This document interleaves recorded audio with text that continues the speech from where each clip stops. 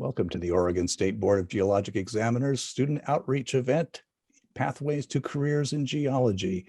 My name is Paul Edison-Lum. I'm the public member of OSBGE, and we have here three presenters today, our Executive Director, Christine Valentine, and actual geologists, Alex Lopez and Megan Shetler. So I'll let Christine introduce herself, and then Megan and Alex, and then we'll get on with the presentation. As always, questions, if you have them in the chat, or stick around after the presentation and we'll have time for questions from you. And a shout out to our friends at PSU, Kariba, and AEG, who will be watching this recording later. So Christine, tell us who you are. Hi, good afternoon, everyone. I work for the Board of Geologist Examiners as their administrator, which is essentially their executive director. And there are two of us who work for the board, myself and our registration specialist, Mary Lou Arabang. If you ever have questions about state registration for geologists, reach out to us in the office and we will be glad to help you out. Megan. My name is Megan Shetler. I am a registrant member of the board and the vice chair. And I grew up on a crop and livestock farm in rural Minnesota, started college in the arts, got into geology because I love being outside and I love science. And this was a field that combined all of those things, although it's taking me through some really interesting variations of that. I completed a graduate degree at the University of Iowa and eventually moved to Portland, Oregon, and I've been working in consulting geology and the environmental side of things for 8 years, almost 9. And Alex. Good afternoon, everybody. My name is Alex Lopez. I am actually a volunteer with the Oregon State Board of Geologist Examiners for this type of outreach. I am a registered geologist in Oregon and Washington. Have been registered in Oregon since 2007. I have bachelor's degrees in geology with a specialty in geophysics and mathematics. And I also have a master's degree in social work, which is kind of an interesting thing. But right now, my career focus is really on that intersection between the earth sciences and public health and public well-being. So currently, I work for the Oregon Department of Geology and Mineral Industries as their public affairs coordinator, where I work with scientists in the organization to get the good work that they're doing out to the public. So just happy to be here and happy to be in this space again. Okay, so that's who we are. You can also see us all in video, real time, probably much more up to date than our photos. Christine, could you advance to the next slide? All right. Paul, I apologize, I made you vamp. I forgot that I prepared a few slides to kind of let people wander in, but let's go through them anyways. If anybody wants to guess, what rock is this on the screen? This is not all going to be a quiz, I promise. It's just like one slide. It looks like vesicular basalt to me. Ooh. I spoke over someone, I'm sorry. Did someone else have an opinion? No, it's fine. You're good, Paul. So I took this photo a couple weekends ago, and I hadn't seen anything quite like it. But if you go to the next slide, Christine. It is actually sandstone. So honeycomb weathering creates these little things that look like you know, the vesicular basalt. And it's from salt weathering. And there's a research paper that says there might be some play from like the protective aspects of biofilms. So the black you see on the first picture and the second picture are like biofilms that have a protective aspect and create it and stop the salt weathering from working outwards, which is why it's not a uniform weathering process. And then the photo on the right shows really cool concretions. And that's just from groundwater working through depositing minerals, primarily CaCO3. And this was at, if you go to the next slide, Christine. This was just a weekend trip to Sunset Bay at Shore Acres State Park in Oregon. So that's by Coos Bay. And I suppose a lot of you in Oregon have either studied it or been there. But as somebody from Minnesota, I was just blown away. You step out onto the beach, and when there's low tide, you can see the tilted beds of the Colito Formation running all the way across the wave-cut terrace. And you can see exposed on the other end all the different units. It's super cool. If you haven't been out there, I highly encourage it. But very cool geology there. Oh, and then also the photo on the left is a petrified log or a petrified tree. It's thought that it's about 1,200 years old and was from drowned trees that were growing in the sandstone. So very cool. And that's your geology moment. Let's kick it off.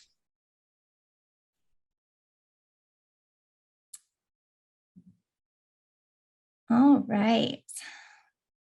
Welcome to our talk, Geology, Licensing for Geology Careers in Oregon.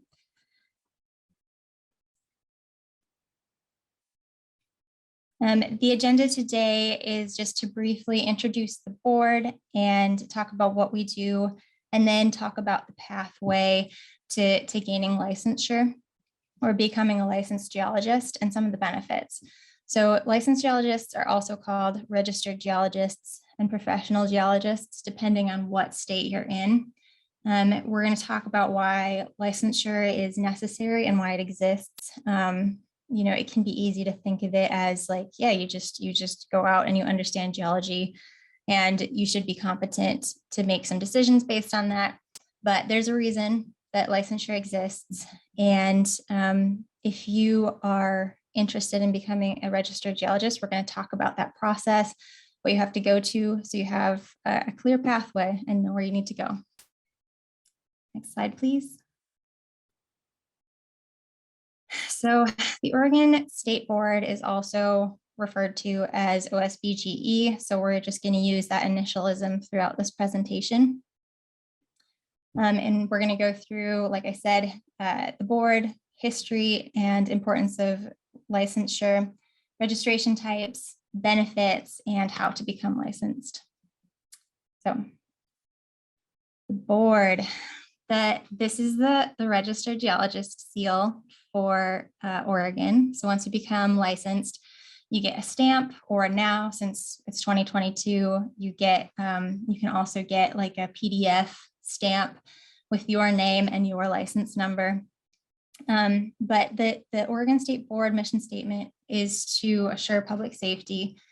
Public practice of geology means performance for another of a geological service or work like consultation, investigation, surveys, any evaluation or planning based on geology, mapping, inspection. So this affects public welfare, life, health, and property.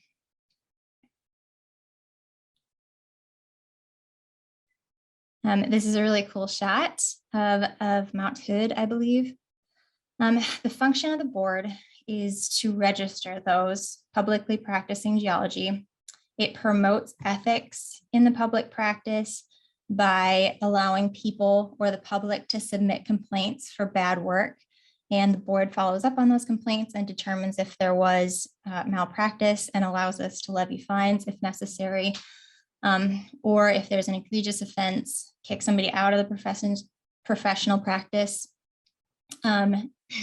If statutes broken, we perform outreach. So we talk to the public about public practice issues and communicate information to registrants and the public. And we cooperate with related boards. So the national examination body performs all of the exams for every state that has licensure. And the reason that is to make sure that everybody's taking the same exam and getting this graded on the same criteria. And one state isn't just like, yeah, you're good, become a geologist. And we also cooperate with Washington to do a specialty license exam. Next slide, please.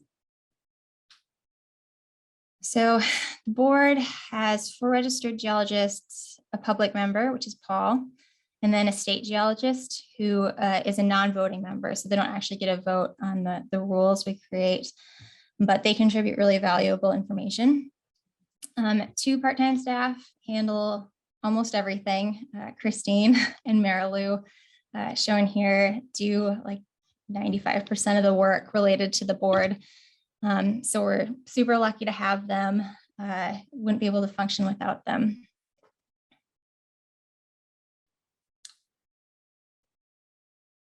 And actually, Alex, I'm going to kick it to you to talk about the history of licensure. Thank you, Megan. Thank you for that excellent introduction. As Megan said, I'm going to be talking a little bit about the history and importance of licensure for geologists in the state of Oregon. So next slide, please. So in Oregon, the laws that govern the practice of geology were enacted in 1977. And that was for a few different reasons, but first and foremost, these laws established a minimum standard of competency for the practice of geology. They also created the legal responsibility that geologists have for the work that they perform. Like Megan said, there is a system that is set up to receive complaints about work that geologists might have done. So the laws that were enacted really set up that whole framework. And this was really done in an effort to protect the health, safety, property, and welfare of the public in situations where earth science or where geologist work is needed. I really like this picture on the left because it demonstrates a situation where it would be where licensure is important because there are times when a property owner may not have the luxury of time to vet every contractor or every geologist that they hope to have work on their project. In this situation, state established licensure can provide that minimum level of competency so that when someone hires a registered geologist, they understand what that individual has gone through in order to really demonstrate competency for their work. And down at the bottom of this slide on the right-hand side, you can see Oregon administrative rules and statutes, where all of the rules and statutes governing the practice of geology are located in the state rules or the revised statutes. So next slide, please.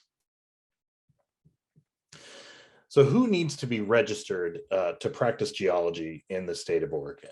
So in short, pretty much anybody doing geoscience work, doing geology work in the state of Oregon needs to be licensed. So anyone who performs geological service or work that is related to the public welfare or the safeguarding of life, health, property, or the environment. There are a few classes of exempted individuals. So for example, federal or tribal employees are exempt from licensure requirements. I can use the situation of a geologist for the EPA who may be coming from out of state to do temporary work. They are not going to be required to go through the process of licensure to do that work. Additionally, exempted are university professors. Those who are working under registered geologist or certified engineering geologist, or private citizens that are providing testimony at public hearings. Next slide, please. And so as I mentioned before, the primary reason or one of the primary reasons for enacting the laws in the state of Oregon is to establish minimum levels of competency for geologists practicing in the state.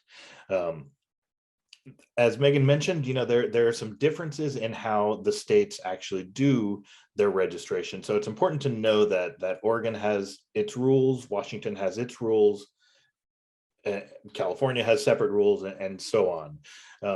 But in general, those competency requirements involve demonstrating success in your post-secondary education in a geoscience or related program, experience working in the geoscience profession, and then passing 2 national exams, which we'll talk a little bit more about later on in the presentation. Megan's already mentioned those a little bit. And then finally, just want to mention that there are additional exams for specialty licenses. I previously mentioned the Certified Engineering Geologist license, so that there may be, and again, it might vary from state to state, different exams that are required for licensure. Next slide, please. So as Megan mentioned previously, the National Association of State Boards of Geology is the body that comes up with the exams, that develops the exams and administers the 2 tests that the state of Oregon requires to demonstrate that competency. I do want to mention that the ASBOG and the Oregon State Board of Geologist Examiners, the OSBGE, the acronyms are very similar. However, they are completely separate entities. The Association of State Boards of Geology does not grant licenses. They are, as I mentioned, the examination body. So they have a council of examiners that meets twice a year, and they go over all of the questions, and they go over any comments that they've received from previous exams, and they they're in a process of continually redeveloping those exams.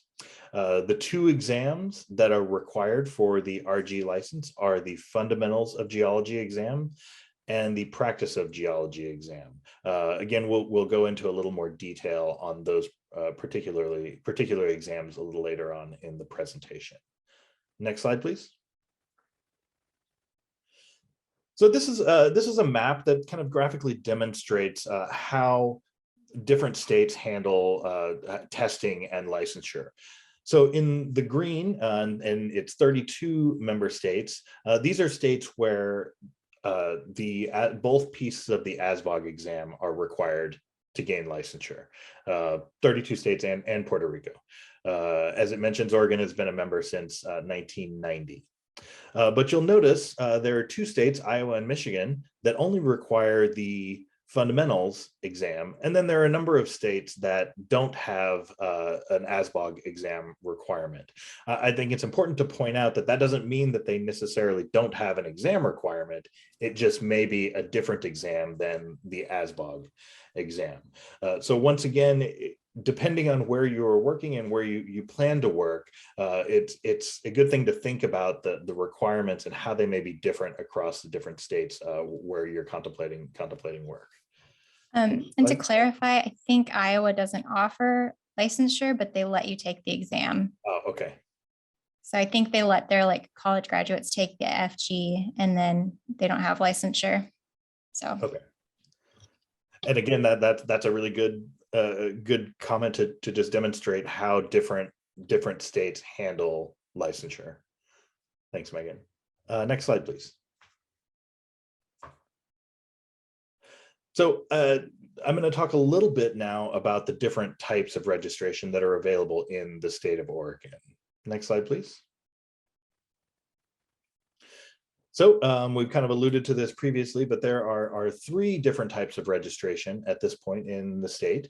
The first is a geologist in training. The second is a registered geologist. And then the third is that specialty license. That's the Certified Engineering Geologist license. And I'll explain a little more about these on the next slides. And yes, that is me out in the Eagle Cap Wilderness many years ago. So the first of the licenses is the GIT, the Geologist in Training license. Now, this is the license that you will receive after demonstrating education and passing the Fundamentals of Geology exam. This is an optional exam. This is an optional license, and what I mean by that is that it's, for example, when I moved to Oregon, this was back in 2005. I already had some experience. And so when I took the exams, I actually took the fundamentals and the practice at the same time. So I completely skipped over the geologist in training license. But that was because I had the experience to do so, and I was coming from out of state. It was kind of a special situation. The GIT license is not a practice registration, meaning that with the GIT license, you still must do the work under a registered geologist or a certified engineering geologist. But it is a good thing to have. It subjects the licensee to a code of professional conduct that's enshrined in statute. And it's also a stepping stone to the RG license. Next slide, please. So again, what's the point of getting that GIT license? So there are a number of different ways that the GIT can really benefit you. So first and foremost, it shows the intent to go through the steps of the process. So if you've got that GIT license, even if you don't have full licensure yet, having that GIT will demonstrate to a potential employer or someone else that you do intend to follow through with all of the steps needed to actually get licensure in the end. It builds technical competence. You will have to study for the Fundamentals of Geology exam and take that exam. So it helps build competence. It helps to understand. It helps the licensee to understand the regulations around the practice of geology in the state of Oregon. As a GIT, you will have to take a look at all of those requirements in the law around the practice of geology. As I alluded to earlier, it also allows you to spread out the 8 hours worth of exams. When I took both of those exams at the same time, it was a very long, very long day. It was 8 hours worth of testing in one single day, 4 hours in the morning, 4 hours in the afternoon, and it was challenging. If you opt to go the GIT route, you can take that GIT up to 5 years prior to taking the PG exam. And is that? You can take your FG immediately after you have your undergraduate. Okay. If you have permission. And because when you said you're studying, like you and I had to study, and I think Erin is nodding emphatically. I think she took them both the same day too. But if you take it right after you graduate, you might not have to study that much because you won't be relearning the entirety of geology. Right. And then when you go to take the RG exam, you only have to take the second 4 hour piece of that. So it's not an 8 hours worth of testing in a day.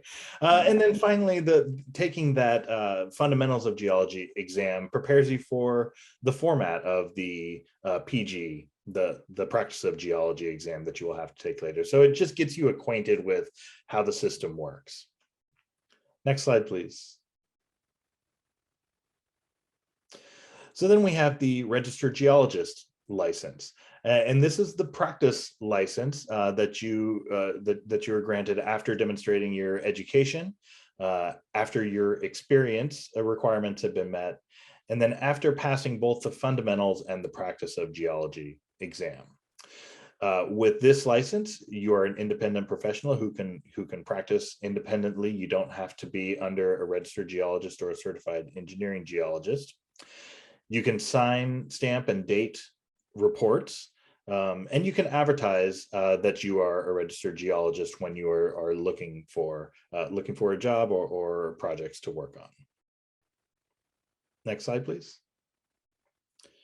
And then finally, as we've talked about a little bit, these certified engineering geologists is the one specialty license that we have in Oregon.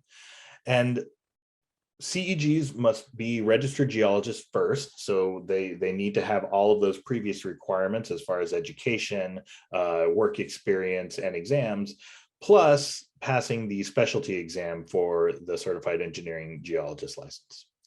The CEG license gives additional authorization to develop, supervise, and stamp work that falls under the definition of engineering geology. And that's things like working on bridge foundations for large projects, working on landslide issues, landslide mitigation and repair, and working on residential dwellings.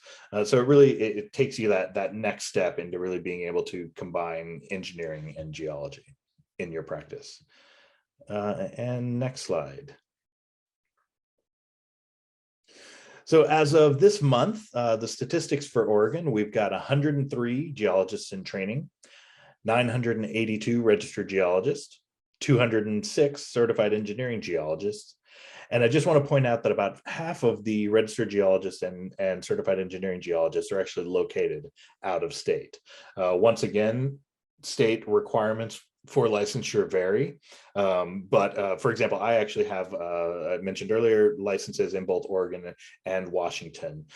So it is possible to hold multiple licenses to allow you to do work in different states at the same time. Next slide, please. And I'm going to hand it back to Megan to talk about the benefits of licensure. Okay. And to add on to that, I think a lot of the out-of-state licenses reflect moves, or if you're working in another state.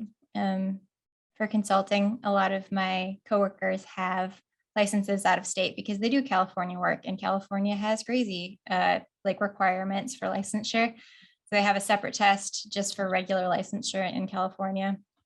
But I'm also registered in Illinois because I started my career in Chicago and just have been maintaining that license since I moved. So it's a really good note. All right, benefits of licensure. So why should you be a registered geologist? If you could flip to the next slide, Christine. Thank you. So why would you set your sights on being a registered geologist? Generally, if you want to practice geology, it's required. It increases your career opportunities and independence. Basically, if you search geoscience careers in the area, you can see preferred or desired RG or at least GIT under a lot of the preferred job listing categories, which kind of plays into what Alex said earlier about the GIT demonstrating intent. For example, like a lot of my coworkers on their job postings, when they got hired, had their GIT or were taking their GIT at the next administration to show like, yep, I'm going to get registered. I'm going to be able to stamp stuff and independently assess things to give me more play. It also demonstrates professional responsibility and increases your credibility. If there was no licensure requirement and you just went to, if your house was falling down a slope and you just went to some guy and you're like, hey, like, do you want to fix this slope issue I have? You wouldn't know what their credentials are. You wouldn't know what their professional ability was. But if you have licensure, they're like, oh, okay, like you've gone through these exams, you've upheld a good, solid, clean record, which is searchable by anybody in the state if they know your last name. And you can see any cases against them or if they've ever been penalized. So it increases your credibility. There's also a financial incentive. So similar to the wanted or desired RG in a lot of job postings, you can potentially negotiate for more money in any of your careers if you have that independence and professional licensure. And Megan, if I can add just quickly, Yeah, just from my personal experience, getting the RG license really opened up a lot in terms of where my career was going. It was really sort of a defining moment in my career, actually receiving that license. After that, I was able to do a lot more of the functions that were required of an environmental geologist in the environmental consulting setting. So from my personal experience, it really did do a lot for my career. Nice. I've done a lot for my career too, in that I'm like, oh, I'm an RG. I should probably really know my stuff before I say something stupid. So I've done a lot of additional research just because I don't want to embarrass myself. So if you are a shame-based operator, it's for you. Next slide, please. Okay, I polled my coworkers to get a sense of what motivated them in getting licensed because, just to increase the sample size. For reference, my office is about 50 people, 8 to 10 geologists. We've actually have like 6 to 10 GITs they're taking the GIT at a really high rate. And some of their responses were, I started on the academic track, and then I decided to work in industry, but I wanted to achieve the highest professional certification. So basically, they're very goal-oriented. They wanted to be seen as a professional, and they wanted to pass all the exams available. So that was one reason. And then I think there's one more slide. Yeah. Another person said extra credibility. They wanted to be able to stamp applications for well installations. So it was required for their job function with the team they were on. And then another one says they became licensed to be more marketable because they were on a technical career path. And at a certain point, this was a person that was like mid-career.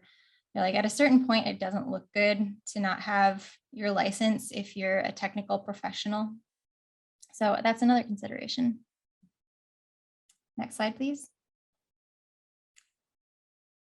All right, our last section, how to become licensed. So if you do decide to become professionally licensed, it's a pretty clear stepping stones on the way. If you go to the next slide, I have a little timeline. So get your education, get your degree. And then you have to take your fundamentals of geology. At the bottom, I included the typical fees. There is potentially a fee increase in 2023 because the exam, the way we're taking the exam is changing slightly, which I'll get to, but there's a fee. And then after the board approves your application to take the fundamentals of geology and you pass the fundamentals of geology, which by the way, Oregon is amazing and has a really good luck with the fundamentals. After that, after you pass that, you become your geologist in training. So you apply for that registration in Oregon. You get your experience. If you look through the board rules, Christine, correct me if I'm wrong, but I believe it says 7 years of experience is required before you can take your practice of geology. Your undergraduate degree counts as 2 of those years. You can also count graduate school for another 2 years. So you have to have at least 3 years of work experience before you can take your practice of geology. So unless you're in a career track that like kind of uniformly applies everything, you're going to have to study again, apply for your practice of geology, take that through OSBGE, and then you can become a registered geologist. If you are interested in doing things, or if you're in a career field where you're going to be doing like slope assessments or bridge evaluations, or I think the Department of Transportation requires or wants certified engineering geologists. If that's your pathway, you can choose to go for your CEG, which requires more experience, which I don't have the number of years of experience off the top of my head, but you take a specialty exam, and that's the one that is developed in cooperation with Washington. So Washington and Oregon take the same CEG exam. And then after passing that, you are a CEG. And then you have technically 2 different licenses. So your RG and your CEG. So you can put a lot of letters after your name. Okay, next slide, please. So a lot of y'all are still completing your education or have recently completed your education. If you're interested in applying to take the fundamentals of geology, this is a list of the courses that count towards the education requirement. Basically, you need 45 quarter hours or 30 semester hours, however your school operates, of coursework from this list. I think, Christine, is it correct that you don't actually need a degree? You just are likely to have one if you have sufficient credits? Yes, Megan, that is correct. The education requirement is based on the hours of coursework, not on the particular type of degree. Okay. And there's also the potential to have other courses considered. The board has the ability to review courses on a case-by-case basis, and in numerous occasions has approved additional courses. Sometimes it's just a matter of reviewing the course syllabus and trying to interpret what the name of the course really means as to the content. So Yeah, especially for out-of-state schools, because I think that course names are slightly different on the East Coast sometimes than they are in Oregon, just different regional standards. But yeah, there's hope for you. If you were almost going to graduate and had to take an algebra credit and said, screw this, I'm done. So you don't have a good degree, you can still take your licensure exam. Okay, next slide, please. All right, so the structure of the exam, and I'm not going to get too much into the content of the exam because I can't, like when you take the exam, you agree that you can't talk about what is in the exam specifically. You can't talk about the questions, but we can talk about how they're set up. So both exams are a 4-hour exam. The fundamentals is 140 questions. Practice of Geology is 110 questions. Fundamentals focuses on undergraduate skills, so book knowledge, definitions, a lot of geomorphological terms, whatever. And you can take that immediately after completing coursework, like I said, and you have to pass that to apply for the GIT registration. The Practice of Geology focuses more on the skills you would gain through practice. So like, how would you figure out what the groundwater gradient is doing? Like, how would you screen these wells, stuff like that? So more things related to the practice, your work. And you have to have work experience before you take the PG. And after you pass the PG, you can apply for the RG. The exam was a paper exam, and it is for one more administration. You'd sit in a room and take a paper exam, and the fundamentals exam was in the morning, and then there'd be a short break, and the practice was in the afternoon. So it could either be separate groups, or, you know, if you're taking them separately like a normal person, you would just come in for either the morning or the afternoon administration. But in 2023, ASBOG is moving to computer-based testing. So you'll go to a, I don't know if y'all took the ACT or the SAT, but it'll be more like the ACT. Like, you'll go in to a testing center anywhere in the state or even out of state, as long as you've gotten a seat, and you'll be able to take it anywhere. But it's still offered. Can you go to the next slide, Christine? Thank you. Exams are offered twice a year.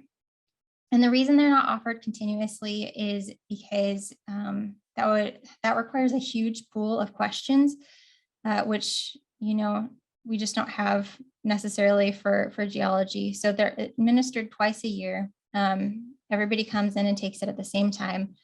The upcoming dates are for 2023 are in March and October. And applications through the state board are due 100 days prior to the exam. If you're not planning to take the exam until like 2024, just make sure you check the board website. It's linked, or like the URL is provided up on the top left, because those application due dates might change. I don't think so, but they might, just because it will be computer-based testing and the process will be slightly different. But if you want exam information, go to ASBOG. Remember, you live in Oregon, not Aragon. Okay, next slide, please. Thanks for laughing, Alex. That was a really dumb joke. I thought that was good. Appreciate it. All right, so how do you study? If the only official source, the only official guide is the ASBOG Candidate Handbook, which can be found at the ASBOG website. It's also provided when you register. The 2019 version, and maybe they put the 2020 version up right now, but it's available online. And it has a lot of information about what the actual content is and some practice questions, which is key, because if you know how things are kind of phrased, you're not as phased when you see it during the exam. But it breaks it down. In general, it talks about general geology, field geology, mineralogy, petrology, stratigraphy, geomorph, hydro.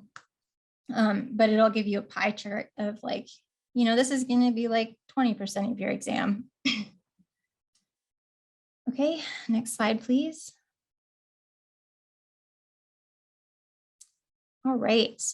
And then there are other resources for the exam. And I just want to stress that we're not endorsing any of these, just letting you know that they're out there. And a lot of my coworkers have used these to study, but ASBOG doesn't have anything to do with these private market resources. So can't verify that they're correct or that they will be helpful. But Reg Review is one that I've heard a lot of people use. It's textbook style. There's a chapter for each topic. There's also free coursework online. MIT has a bunch of courses if you want to refresh like your structural geology and you do well by listening. You can also go through your college textbooks or Study Blue flashcards, I think, has a lot of free resources. You can access other people's decks to see what they're studying for the exam. But ASBOG also includes some links for ways to study and free resources. And then the other thing I wanted to add is that because we're switching to computer-based testing, these resources are unlikely to be ready for that. So any of the prep information will probably be outdated for the 2023 exam. Like they'll be like, bring a number 2 pencil. You don't need to bring a pencil to a computer exam. But the exam content is not going to change. I mean, the questions will be different, but it'll still talk about geomorph. All right, next slide, please. All right. If you have any questions, Christina is going to be your best bet. You can also find a lot of information about licensure laws, and you can find exam applications on the board website. Otherwise, if you have any questions or are confused about the process, go ahead and send Christine an email. She'll be at osbge.info. Did it update to BGE lab? Yeah, I did update it. Okay, we're good. So go ahead and send an email. Check out the board website. It's pretty well categorized. And I think that might be my last slide. Yeah, any questions? Yeah, I've got a couple. Sweet. So in terms of the timing of taking the exam, I need to complete my Bachelor of Science in Geology before I take the Fundamentals of Geology exam. So if I graduate, I'm graduating next June 2023. So the first exam I'd be eligible for would be the October 2023 exam. Does that seem right? October. Yes, I think that's right. Is that correct, Christine? With the 100-day application? Yeah, I guess it depends on how much geological coursework you've completed. One thing that we are occasionally able to do is if somebody has 1 term left of classes, and those classes will be completed by the time of the exam administration, but they can't sit at that administration unless they apply earlier. we will kind of give a tentative approval with the requirement that the final transcript has to come in and verify the completion of the last few courses. So occasionally that process can work if the timing is just a problem, but generally, yes, the bachelor's degree would need to be completed to show the total number of coursework hours or semester, quarter or semester hours required. Generally, the 100 days before the exam. Yeah, so is that July? So usually for the fall exam, it's sometime in the later part of June is when the 100-day deadline hits. And for the March exams, it's usually in the beginning of December, give or take. Yeah. Okay, thank you. And then one other question, the experience requirement to be a registered geologist is really just the limiting factor is when you can take the practice of geology exam. Like if you have the experience and everything to take the PG exam and you pass it, then you can go ahead and apply to be an RG. Yes, that is correct in Oregon because Oregon does not have any additional requirements beyond the, at that point, you've already met the education standard. You've shown you have the experience to get approved to sit to take the practice exam. And then if you pass that, there's not an additional state exam or any other state requirements. So you would then at that point be able to apply for your RG. Okay, excellent. Thank you so much. You're welcome. I think in some states you can take maybe I'm wrong, maybe I shouldn't, but not in Oregon, but in some states you can take your PG before you have the experience, but you won't be able to apply for your RG until you have the appropriate experience. It just depends on what they require on the application to take the exam versus the application for licensure.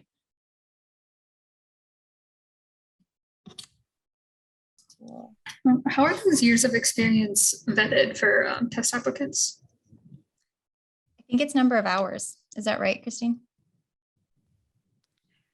Yeah, so we are looking at a number of years, years worth of experience where full-time experience is counted on like a 1 month for 1 month basis. And if it was part-time work, it's prorated. The primary tool to verify that work experience is that the geologist who was actually supervising your work and the one who had the legal responsibilities, the RG or the CEG, for example, that was your supervisor, has to fill out a form verifying that, you worked under that person and for how long. And so that other professional is doing his or her part to help verify that the work experience information is accurate. Thank you. And Megan, I see a couple of questions in our chat.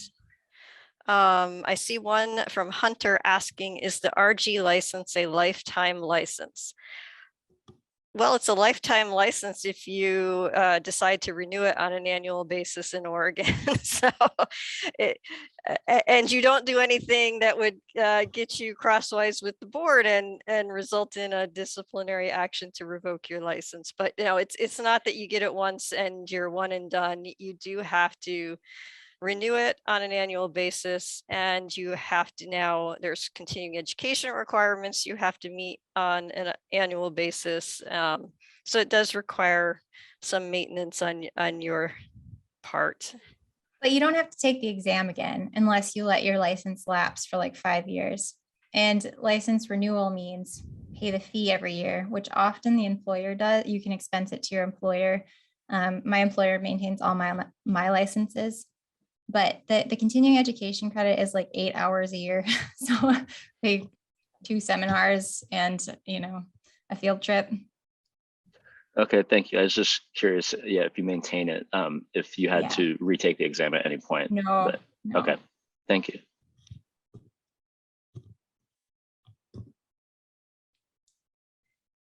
So I'm graduating in June, and I have a lot of coursework from a lot of different colleges in a lot of different states. But Amen. generally, if you have the requirements to get a bachelor's at PSU, should that meet the requirements for the coursework? Because going through all the lists of everything and trying to match up the courses is kind of a hassle. Yeah. I had the same issue. I went to like 5 different colleges to get my undergrad degree because I happened to move a lot. But once you graduate with your bachelor's degree, it'll list all of the courses you've taken. So they'll all be compiled on one transcript. So you won't have to probably won't have to pay for like 6 different transcripts. But yeah, all of those count. So yeah, that- Megan, and sometimes it varies by the institution. Oh, does it? Some will show any transfer credits that you brought in and they'll list the specific courses. But some will only show that they accepted X amount of credits and they don't actually detail what those were. So how many transcripts you have to turn in really depends on how many does it take to show that you completed the minimum coursework. If your PSU transcript, and if that's where you took the majority of your courses and it shows the total number of coursework hours, you do not have to turn in other transcripts. Similarly, sometimes at the fundamentals of geology stage and for the GIT, somebody will have pursued those based on just having a bachelor's degree, and then they may go on to finish a master's degree. And so when they get to the point of saying, I'm ready to try for the practice exam, they may have additional education credit that they can get if they turn in the transcript for their master's. So it really is an individual situation where we have to work with applicants to figure out what makes the most sense for your particular situation. Awesome. Thank you. Hope that helps. And actually, I wanted to just throw in, I know we've got one more question in the chat, but I wanted to just throw in, it's kind of along the same lines. I want to stress that it's important for the experience piece. It's important to maintain relationships with your employers. For example, if you move to if you're working in 3 different jobs and you plan on using the experience from all of those 3 to apply for the exam or for registration, it's important to maintain relationships with your previous employers. So for example, when I applied for my licensure, I actually had to fly back to Texas to find my first boss in person because he would not answer my phone calls or emails. And I literally had to track him down with the sheet of paper and put it down in front of him. That's dedication. Oh, it I was getting that license.